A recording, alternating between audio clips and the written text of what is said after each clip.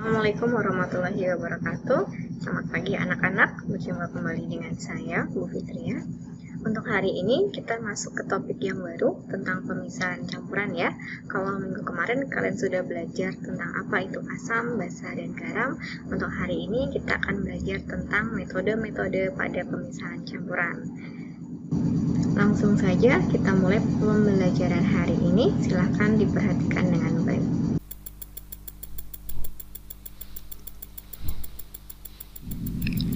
Pemisahan campuran.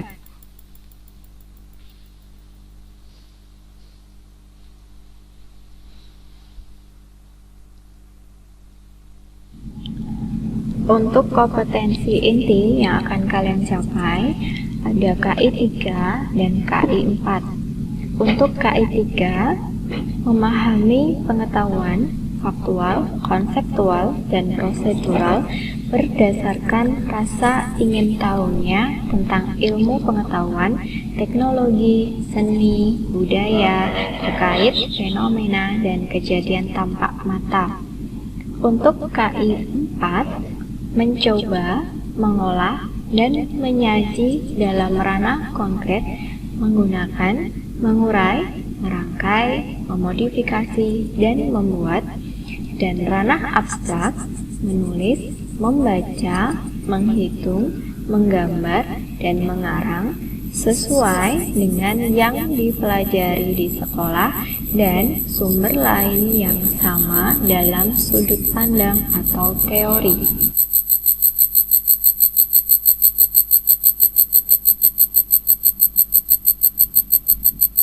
Untuk kompetensi dasar dan indikator pencapaian kompetensi yang harus kalian capai, kompetensi dasar ada dua. Yang pertama, kompetensi dasar pengetahuan 3.3 menjelaskan konsep campuran dan zat tunggal, unsur dan senyawa, sifat fisika dan kimia, perubahan fisika dan kimia dalam kehidupan sehari-hari. Adapun indikator pencapaian kompetensinya, yang pertama, menjelaskan prinsip kerja dari pemisahan campuran. Yang kedua, membandingkan perbedaan pemisahan campuran antara metode filtrasi, kristalisasi, sublimasi, destilasi, dan kromatografi. Indikator yang ketiga, menyebutkan contoh pengaplikasian pemisahan campuran dalam kehidupan sehari-hari. Sedangkan untuk kompetensi dasar 4.3 menyajikan hasil penyelidikan atau karya tentang sifat larutan, perubahan fisika, dan perubahan kimia atau pemisahan campuran.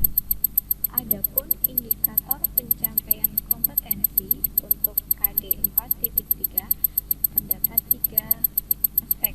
Yang pertama, merancang percobaan pemisahan campuran dengan metode filtrasi. Yang kedua, melakukan percobaan pemisahan campuran dengan metode filtrasi. Dan yang ketiga, menyajikan hasil percobaan pemisahan campuran dengan metode filtrasi.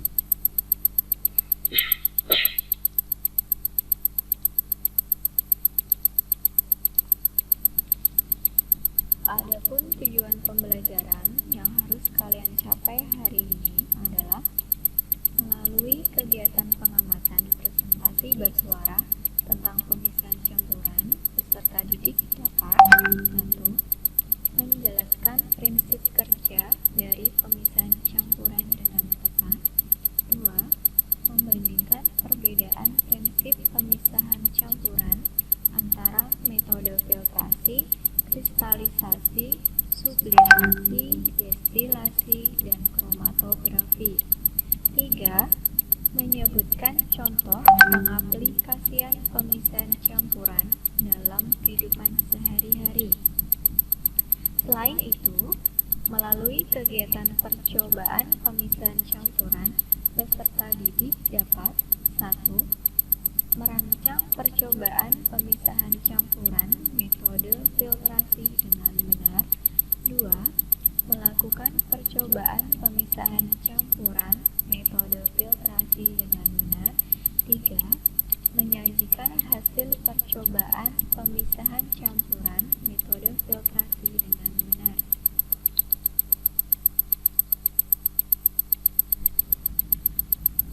Tahukah kalian tentang pemisahan campuran?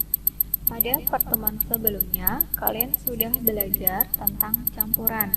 Kita ingat kembali ya, campuran itu tersusun dari 2 zat atau lebih. Misalnya, air laut tersusun dari air, garam, dan zat padat terlarut lainnya.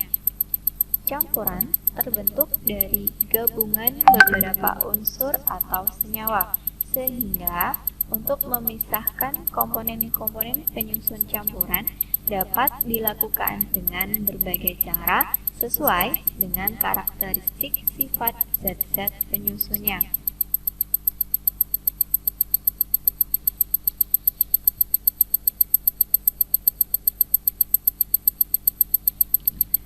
Pemisahan campuran dapat kita lakukan dengan beberapa metode.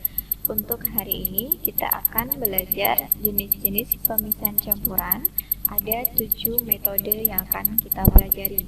Yang pertama ada filtrasi, yang kedua sublimasi, yang ketiga kristalisasi, yang keempat destilasi, yang kelima ekstraksi, yang keenam sentrifugasi, dan yang ketujuh kromatografi.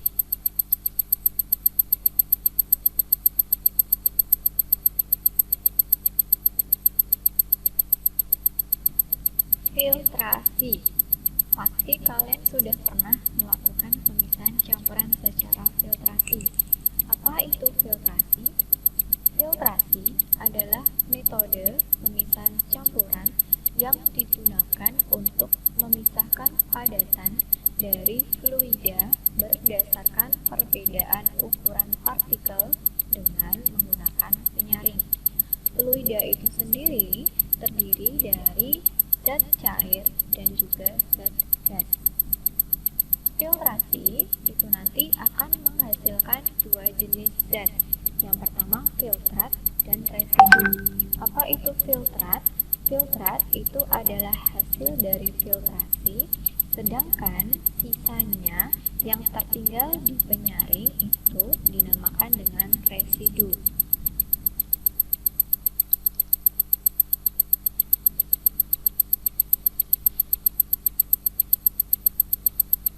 Mengapa penyaring dapat memisahkan antara fluida dan zat padat? Untuk mengetahuinya, kita siapkan beberapa bahan yang diperlukan, yaitu kertas filter, corong, dan gelas penampung. Pertama-tama kertas filter dilipat menjadi setengahnya.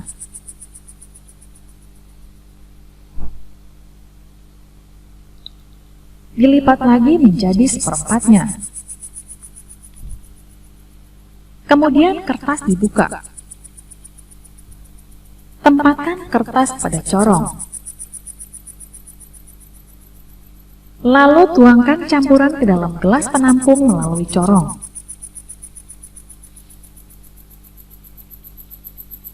Apa yang dapat kamu amati?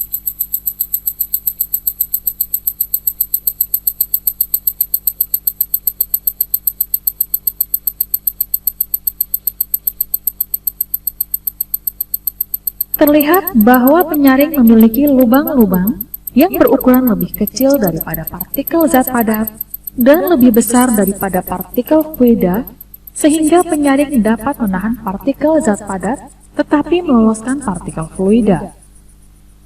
Zat padat yang tidak berhasil lolos melewati penyaring disebut sebagai residu.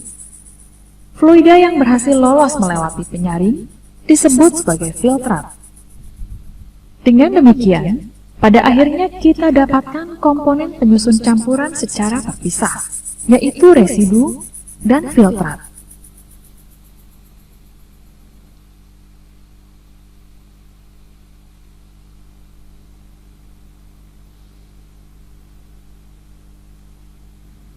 Setelah kalian memahami dan melihat bagaimana metode filtrasi itu bekerja atau prinsip kerjanya, pastinya kalian sudah pernah melakukan pemisahan campuran dengan metode filtrasi. Sebagai contoh, yaitu menyaring santan. Pernah kalian menyaring santan di rumah? Pasti pernah ya. Jadi santan yang dihasilkan itu adalah filtratnya, sedangkan sisa kelapa parut yang ada di saringan itu dinamakan dengan residu. Contoh lain penerapan filtrasi bisa digunakan untuk menyaring air keruh menjadi air bersih menggunakan peralatan filtrasi pada gambar di bawah ini.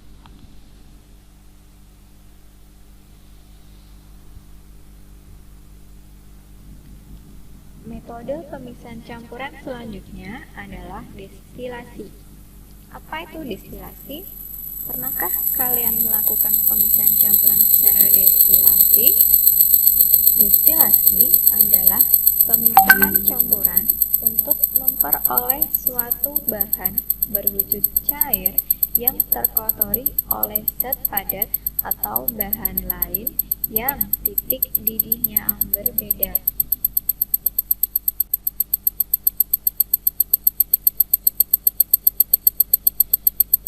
Metode destilasi bekerja berdasarkan perbedaan titik didih zat-zat penyusunnya. Contohnya pada penyulingan air laut. Pada larutan tersebut, air yang memiliki titik didih lebih rendah menguap lebih dahulu daripada garam yang memiliki titik didih lebih tinggi, sehingga air mulai memisahkan diri dari larutan saat suhunya mencapai titik didihnya. Uap air tersebut lalu dikondensasikan atau didinginkan dengan mentransfer panasnya ke udara, sehingga uap kembali ke fase cairnya dalam bentuk air murni. Cairan yang didapatkan dari metode destilasi dinamakan distilat.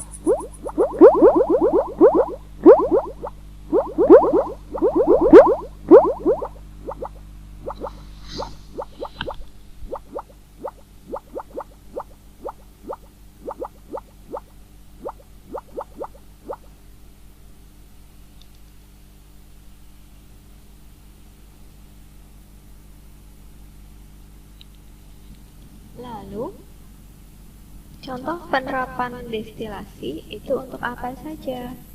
Contohnya, penerapan destilasi itu bisa digunakan dalam penyulingan minyak bumi, bisa juga untuk penyulingan minyak kayu putih untuk menghasilkan minyak kayu putih.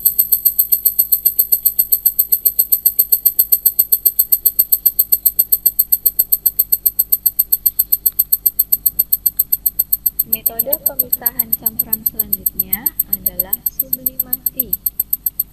Apa itu sublimasi?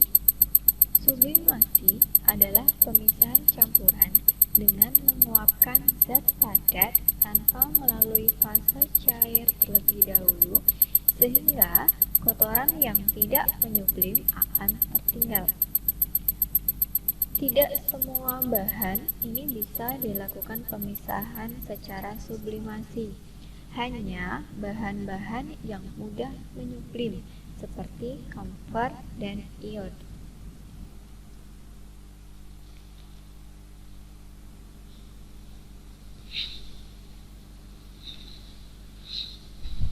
Ini kita akan mengadakan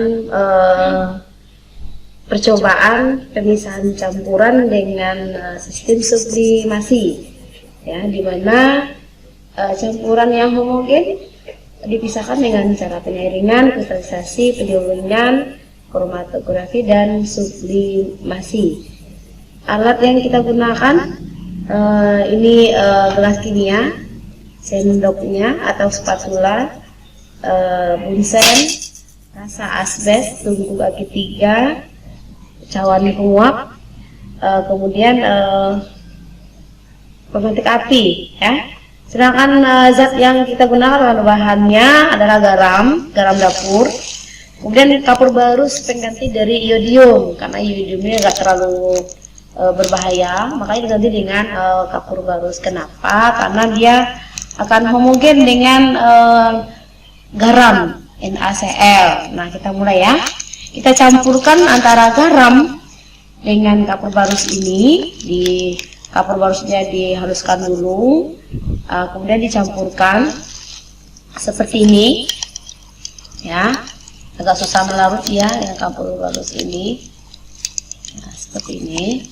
Kemudian kita akan misahkan dia kembali yang garam dengan iodium ini. Nah, bagaimana caranya? Kita panaskan.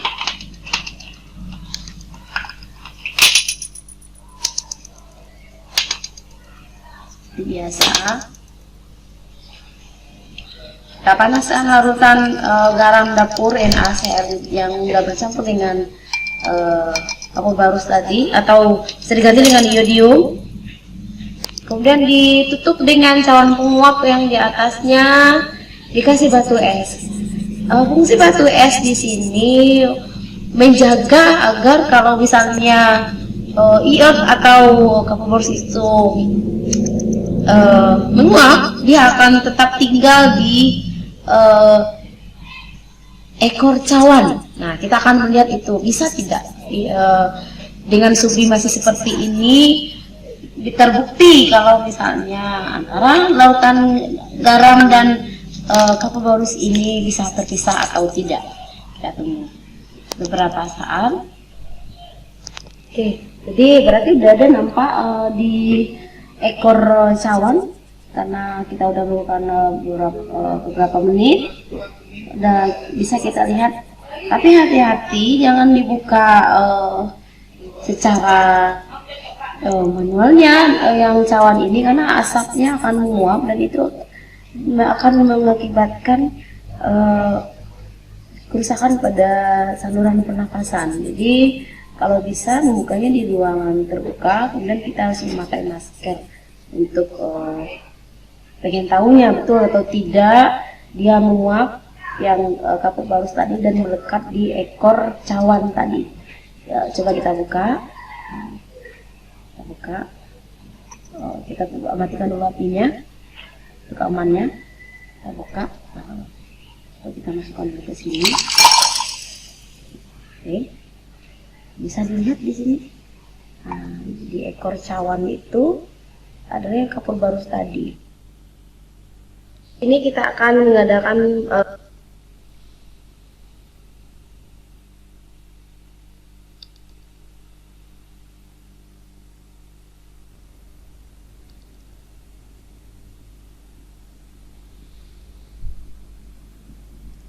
metode sublimasi itu dapat digunakan untuk apa saja. Contoh penerapannya, yang pertama itu dapat digunakan untuk pemurnian iodin dan kapur barus, dan juga dapat digunakan untuk pemisahan kapur barus dari pasir.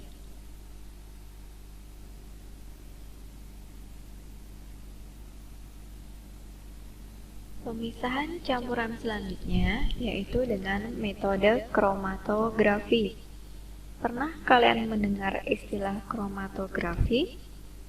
Kromatografi adalah suatu metode pemisahan campuran dengan didasarkan pada perbedaan kerapatan zat-zat yang bergerak bersamaan dengan pelarutnya pada permukaan suatu benda penyerap.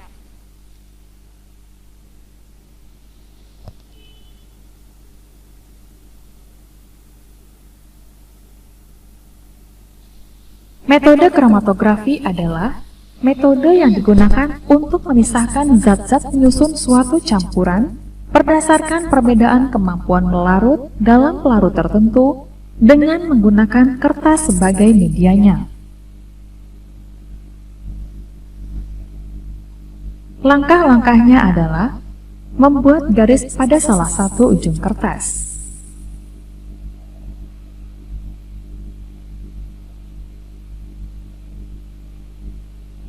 Apabila dua zat warna berbeda dicampur, apakah nilai RF masing-masing zat warna tersebut masih bisa terbaca? Untuk mengetahuinya, lakukan kegiatan berikut. Teteskan campuran pada kertas.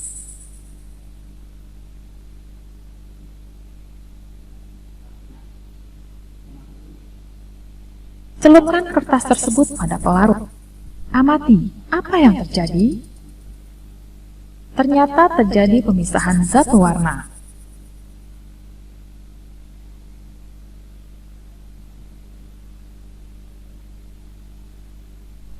Pemisahan warna terjadi karena masing-masing zat warna mempunyai kemampuan melarut yang berbeda dalam pelarut yang sama, sehingga zat warna yang lebih mudah larut memiliki kecepatan lebih tinggi daripada zat warna yang memiliki kemampuan melarut lebih rendah.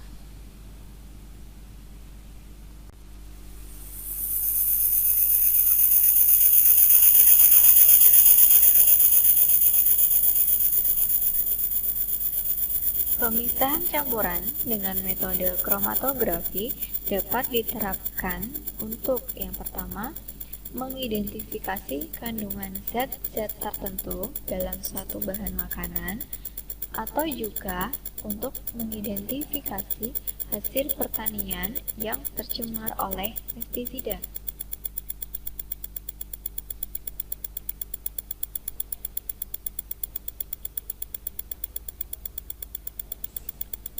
Pemisahan campuran selanjutnya adalah kristalisasi. Kristalisasi merupakan metode pemisahan untuk memperoleh zat padat yang terlarut dalam suatu larutan yang memiliki perbedaan titik beku. Kristalisasi sendiri terdiri dari dua jenis, ada kristalisasi penguapan dan kristalisasi pendinginan. Untuk kristalisasi penguapan, ini cara kerjanya dengan menguapkan larutan sampai semua pelarut menguap sehingga didapatkan bahan yang semula terlarut dalam larutan. Sedangkan kristalisasi pendinginan ini dengan cara mendinginkan campuran atau larutan. Komponen yang mempunyai titik beku tertinggi akan membeku terlebih dahulu, kemudian dilakukan filtrasi untuk memisahkan dengan pelarut dan zat campur yang belum membeku.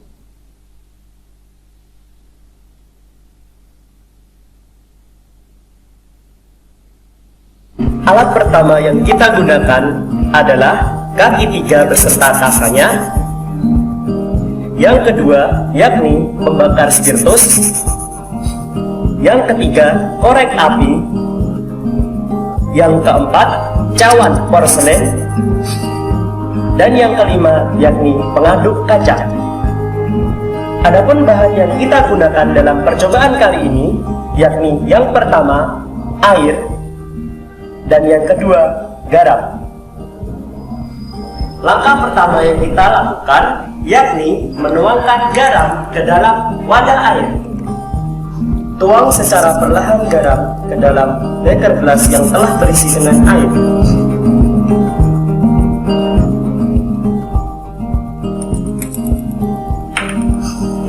Selanjutnya yakni mengaduk campuran antara air dengan garam hingga terlarut sempurna atau homogen.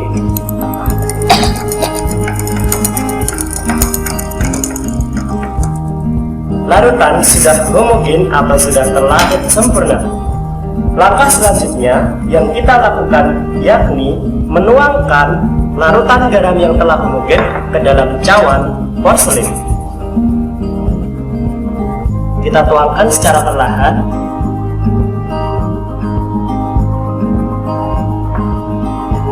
Selanjutnya yakni meletakkan cawan porselen yang telah berisi dengan larutan garam ke atas kasa. Dan juga selanjutnya yakni menghidupkan pembakar spiritus menggunakan korek api.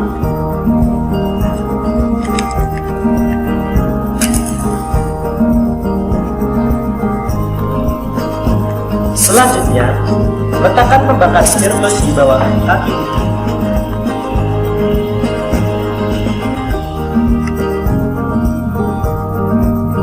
Selanjutnya, kita menunggu sampai terbentuknya kristal-kristal garam yang ada pada cawan porselen. Berikut hasil dari kristal-kristal garam yang diperoleh setelah proses pemanasan setelah kita menunggu selama kurang lebih 15 menit. Berikut, di samping cawan porselen terdapat banyak kristal-kristal garam yang mulai memadat.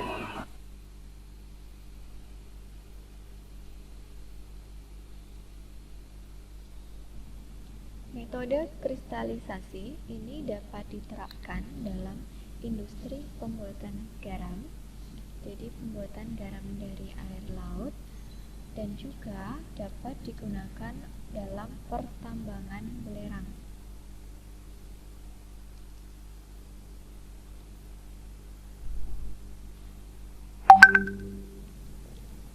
Pemisahan campuran selanjutnya yaitu dengan metode sentrifugasi. Apa itu sentrifugasi? Sentrifugasi adalah pemisahan campuran dengan memisahkan partikel zat padat dan pelarutnya. Sentrifugasi ini adalah pengganti filtrasi jika partikel padatan yang terdapat dalam campuran memiliki ukuran yang sangat halus.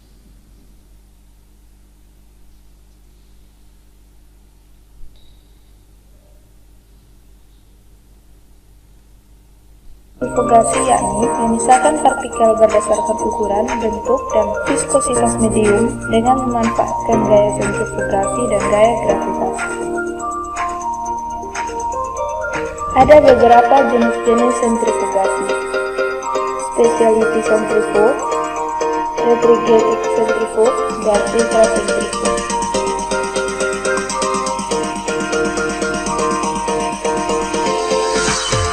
Salah satu contoh penerapan sentrifugasi yaitu pemisahan sel darah merah dari plasma.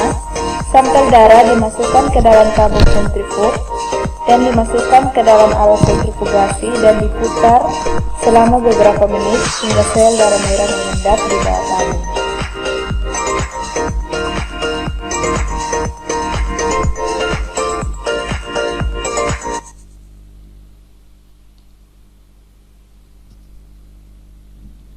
Dari video prinsip kerja metode sentrifugasi tadi, dapat kita lihat bahwa contoh penerapan metode sentrifugasi ini untuk memisahkan sel-sel darah merah dan sel-sel darah putih dari plasma darah.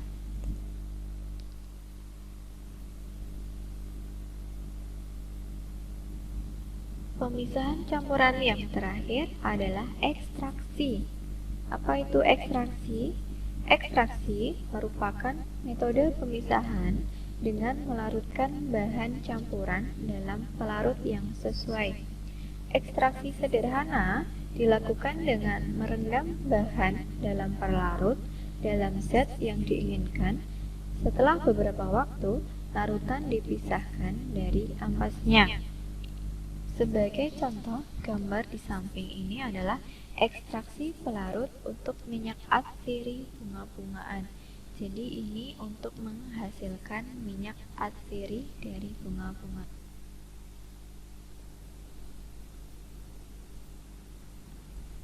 Contoh penerapan metode ekstraksi adalah bisa digunakan untuk mengekstraksi tumbuh-tumbuhan seperti gambar di bawah ini untuk menghasilkan ekstrak bunga mawar.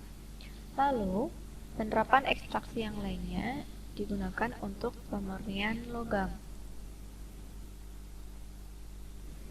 Nah, itu tadi jenis-jenis dari pemisahan campuran yang dapat kita lakukan untuk memisahkan campuran.